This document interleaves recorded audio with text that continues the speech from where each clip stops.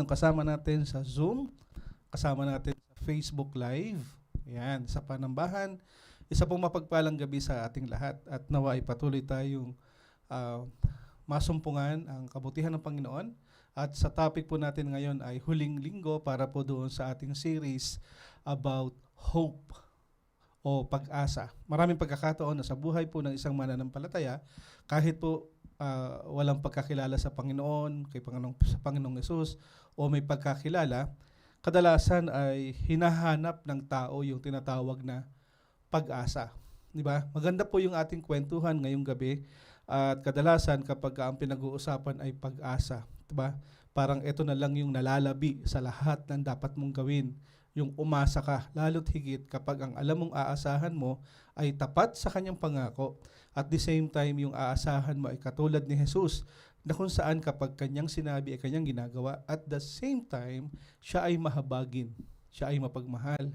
At sabi nga po sa ating pag-aaral ngayong gabi, ang tanging pag-asa ay na kay Jesus.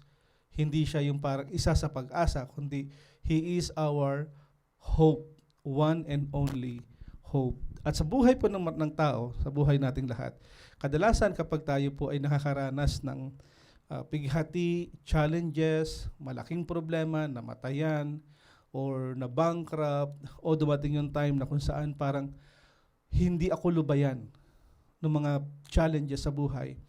Parang sinasabi natin, teka muna, hanggang kailan ba ito matatapos? Nakaka-relate kayo? Maraming pagkakataon na kung saan kagagaling lang ng may sakit, eto may sakit na naman yung isa, halos buong bahay may sakit, di ba? May pagkakataon na nakatanggap ka ng masamang balita, after a few months, may masama na namang balita, eto na naman. May mga pagkakataon na kapag ka nawalan ng trabaho, nandyan yung isang naniningil, may naniningil na naman, at may naniningil pa.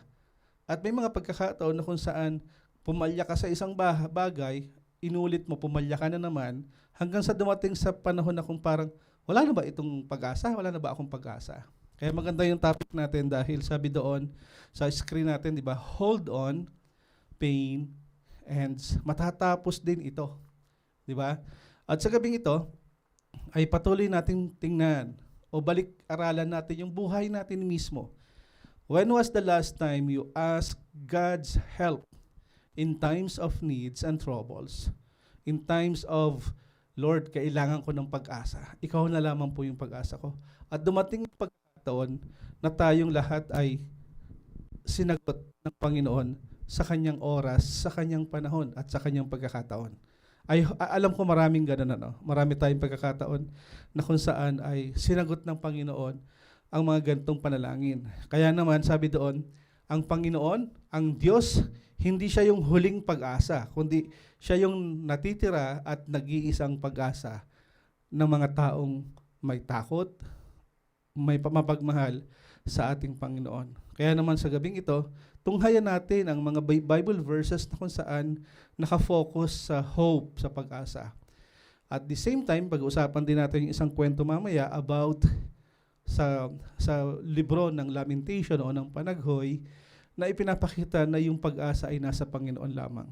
Tingnan natin. Ang sabi doon sa Hebrews 10:23, let's hold on to the confession of our hope without wavering, because the one who made the promises is reliable. This is the good news. Di ba? Yung pag-asa natin kailanman ay hindi mapapako. Ito'y mangyayari. Bakit? Because we know God will always be there for us. Di ba?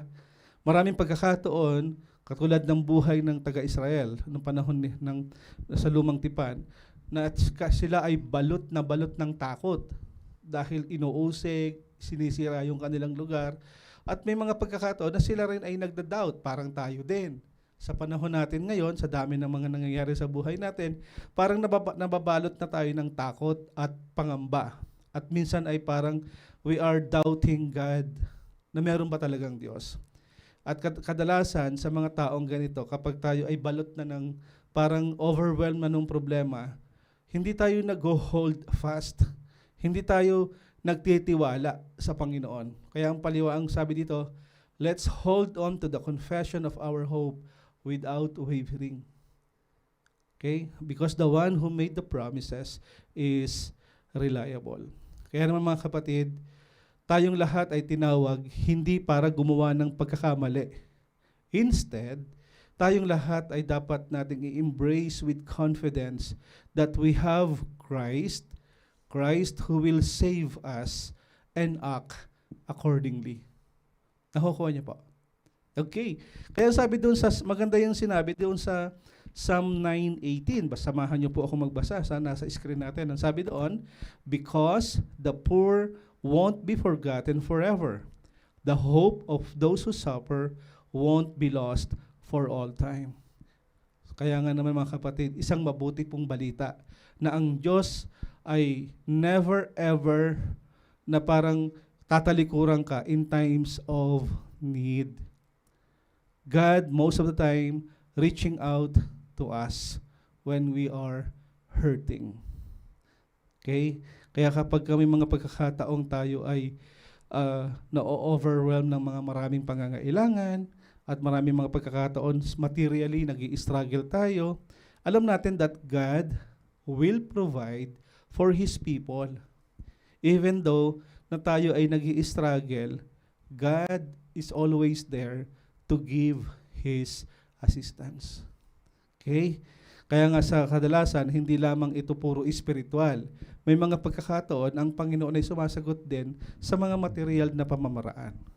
Okay? Tandaan natin, because the poor won't be forgotten forever, the hope of those who suffer won't be lost for all time. At sabi doon sa Psalm 33:18-19, this is one of my favorite verses. Sabi doon, but look here, the Lord's eyes watch all who honor Him, all who wait for His faithful love, to deliver their lives from death and keep them alive during a famine. Sa mga pagkakataon na kung saan meron tayong mga difficult circumstances, hard challenges ahead of us, at may mga pagkakataon we are facing death o yung parang near-death experience, tandaan natin that the Lord is there to support us. Okay po? Kung alam natin ang Diyos ay nanoroon, sabi nga, parang darating talaga yung time na parang hindi ka naman talaga dapat ng mangamba.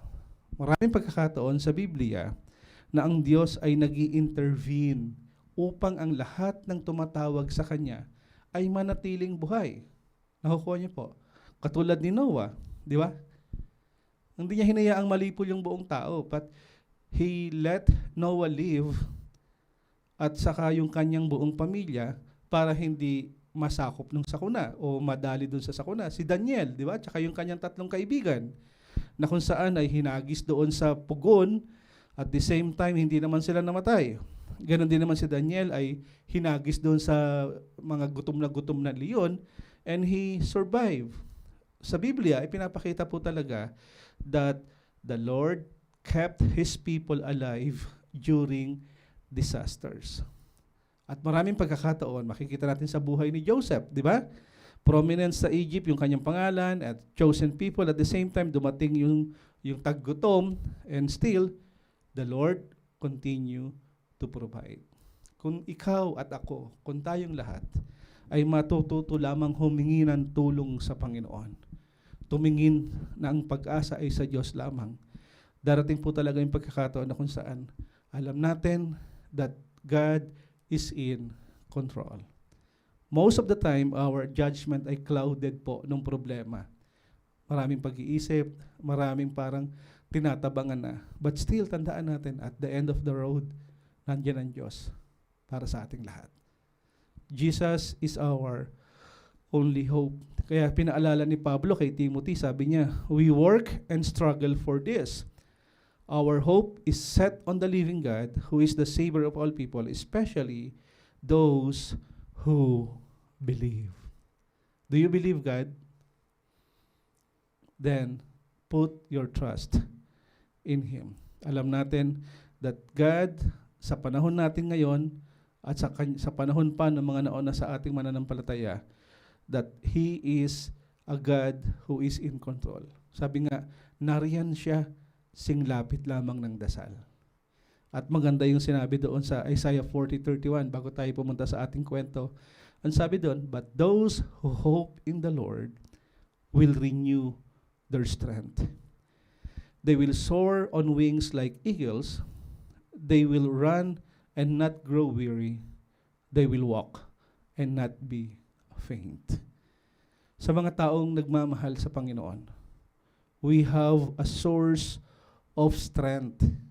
Jesus is the source of love. He is the source of energy to keep going. No matter how yung difficult yung nasa harap natin ngayon, God is our hope. Amen po.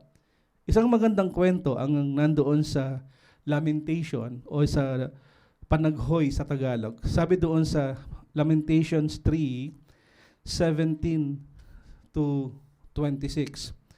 Dito ipinapakita na kung saan kahit na yung Jerusalem ay nandoon sa distraction, okay? Kahit na sila ay dumating doon sa pagkaka-shock na halos maubos yung bansa nila, yung kanilang mga kaibigan kasama sa pamilya ay parang nawala, okay? Namatay. Dito sobra yung panaghoy, okay? Yung lament ng mga taga-Israel dahil sa nangyari na parang sinasabing wala na bang bukas. Lamentation 3:17 to 26, it shows that God's mercy in the midst of disaster. Basahin po natin. Yan. Sa Tagalog ko po inalagay para mas ma-feel natin yung salita ng Panginoon. Sabi doon sa Lamentations 3:17 to 26, naglaho sa akin ang bakas ng kalusugan, maging kapayapaan at kaligayahan man. Kaya't sinasabi ko na wala na ang aking lakas at ang aking pag-asa kay Yahweh. Simpait ng abdo ang alalahanin sa aking paghihirap at kabiguan. Lagi ko itong naaalala at ako'y labis na napipighati. Gayon may, nanunumbalik ang aking pag-asa kapag naaalala kong pag-ibig mo, Yahweh, ay hindi nagmamaliw. Kahabagan mo'y walang kapantay, ito'y laging sariwa bawat umaga, katapatan mo'y napakadakila. Next slide. Si Yahweh ay akin, sa Kanya ako magtitiwala. Si Yahweh ay mabuti sa mga nananalig at umaasa sa Kanya. Kaya't pinakamainam ang buong tiyagang umasa sa ating kaligtasang si Yahweh ang may dala. Sabi ko kanina, God is not our last hope. Sa next slide. He is our only hope. Amen. So isa-isahin natin. If God is our only hope, sabi dito, sa sinulat ni Prophet Jeremiah, na merong pag-asa kahit po may dating na kahirapan. Kahirapang hindi lang sa material, hindi lamang physical, hindi lamang emotional. Sa lahat ng aspeto ng ating buhay. Ang sabi ni Prophet Jeremiah about sa kanyang sufferings na inexpress niya sa ating Panginoon. Ang sabi niya, Panginoon, naglaho na sa akin yung kalusugan, kapayapaan, kaligayahan, yung lakas, at yung aking pag-asa kay Yahweh. Sounds familiar? Di ba? Kapag tayo ay marami ng problema, may mga deficiency, may poverty, may mga worry sa mundong ito, physical man siya o kayamanan, spiritual man somehow, at yung pang-social na pangangailangan ng tao. Marami sa atin ang nakakaranas ng ganito. Kapag ikaw ay nawalan ng pag-asa, pag naglaho yung pag-asa mo, ang unang maaapektuhan, kalusugan. Pag naapektuhan ng kalusugan, wala kang kapayapaan. Hindi ka na makaka-smile. At the same time, darating na yung time na ikaw ay nawalan na ng lakas. Kaya marami ang nagkukulong sa kwarto at ang iba ay nagpapakamatay na lamang. Ultimo yung pag-asa sa Diyos, kadalasan minsan ay nawawala. Mga kapatid, sa ganitong pagkakataon, ito man ang sitwasyon mo, ito man yung nararanasan mo, may pag-asa sa ating Diyos. Kaya ang sinabi doon sa susunod na verse, sa 19, simpait ng abdo ang alalahanin sa aking paghihirap at kabiguan, lagi ko itong naaalala at ako'y labis na napipighati. Kadalasan sa atin, kapag nakaranas na ng nawalan ng pag-asa, lakas, kapayapaan, kalusugan, ang kadalasang nangyayari, we love to recall and we love to stay sa sitwasyong ganito. At kadalasan na hindi na tayo tumatawag sa Panginoon. Katulad ni Jeremiah, sabi niya, kasing pait man ng abdo, yung alalahanin, kahit na yung worry mo sa buhay, ay pag naaalala mo yung nasusuka ka na. Sabi doon, yung paghihirap, yung kaibiguan, lahat ng ito ay naaalala natin. Sa pagkakataong ito, dito mo makikita, sometimes better for us to taste yung bitterness in life. Bakit? Dahil alam natin that once we ask the Lord for a betterment ng buhay natin, He will do it. Nakakuha niyo po? Tandaan po natin sa buhay natin ito, we really need God. Let us humble ourselves under the mighty hand of God. And then, yung hope na meron tayo, God will revive. Tingnan natin yung susunod na verse. Sabi doon, gayon may nanunumbalik ang aking pag-asa kapag naaalala ko, ang alin? Ang pag-ibig ni Yahweh ay hindi nagmamaliw. Kahabagan niya ay walang kapantay. Laging sariwa bawat umaga. Katapatan niya ay napakadakila. Ang buong tiyagang umaasa sa ating kaligtasang si Yahweh ang may dala. Merong pag-asa sa kabila ng kahirapan. At dito po, meron tayong pag-asa sa kabila na kung saan miserable na ang ating buhay. Lagi tayong maghanap ng magandang pagkakataon na sa lahat ng problemang meron tayo, may katapat na pangako ang ating Panginoon. They are new every morning. Great is His faithfulness. At kung i-recall natin kung gaano kabuti at kabait ang ating Panginoon, alam natin na yung problema kadalasan ay sandali lamang. Yung kabiguan, sandali lamang. Alam natin na kung saan yung lahat ng pighati, lahat ng kahirapan, lahat ng sitwasyong meron tayo ngayon, sandali lamang ito. At the end of the day, katulad ng sinabi ng Panginoon, kung nagkamali ka ngayon, nalubog ka sa kasalanan ngayon, kung ikaw man ay parang wala ng pag-asa ngayon, kung ikaw man sa panahong ito ay iniisip mong parang wala ng sablay na talaga, tandaan mo ang sabi ng Panginoon, they are new every morning. New every morning. Great is His faithfulness. Nakukuha po. Kaya ang sabi doon sa sunod slide, ang sabi doon, basahin po natin. Every morning ends the night. Every morning brings a new day.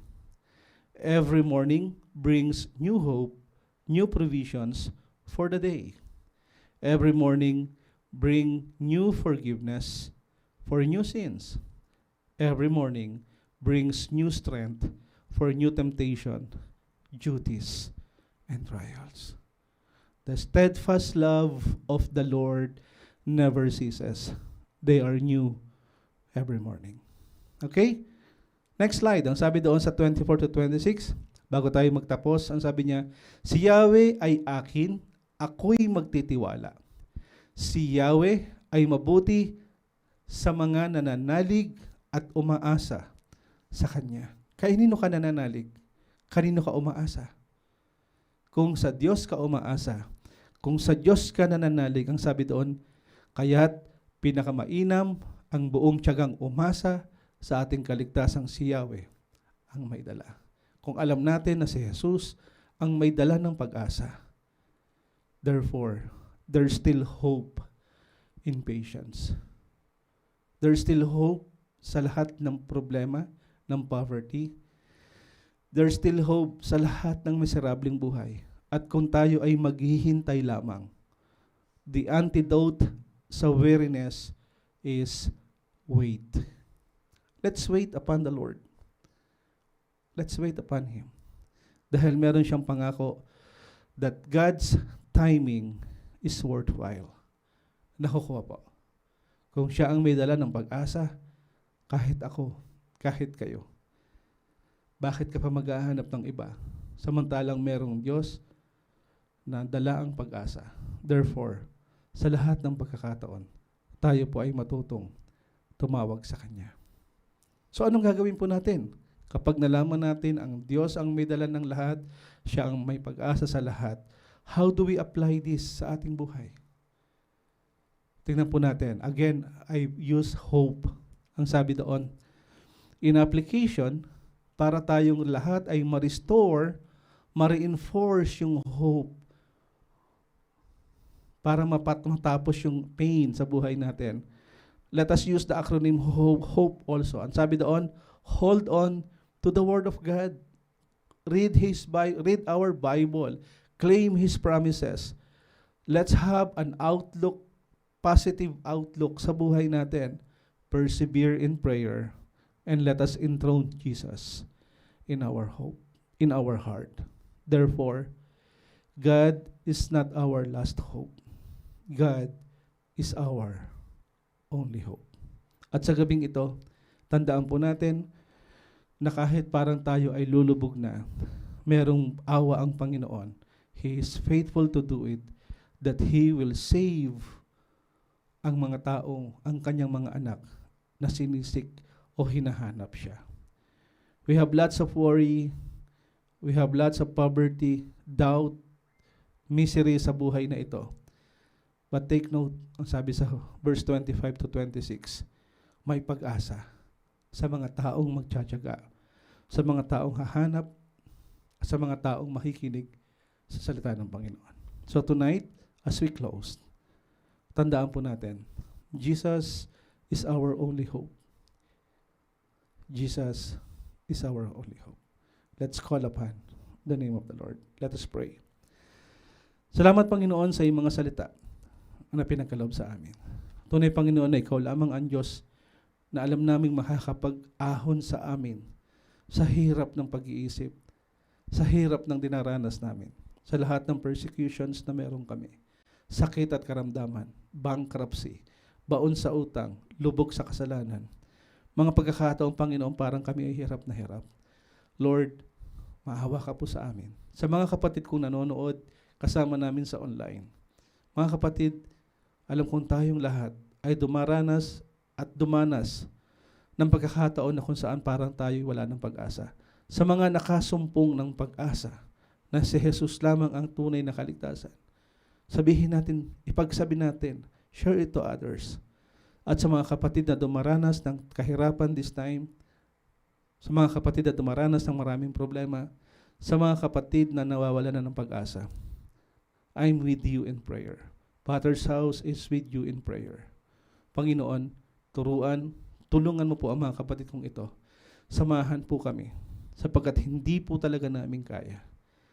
At ang pag-asang meron kami ay ikaw lamang, O Diyos, sapagkat ikaw ang nagsabi, ikaw ang nangako, and you are a reliable source of hope.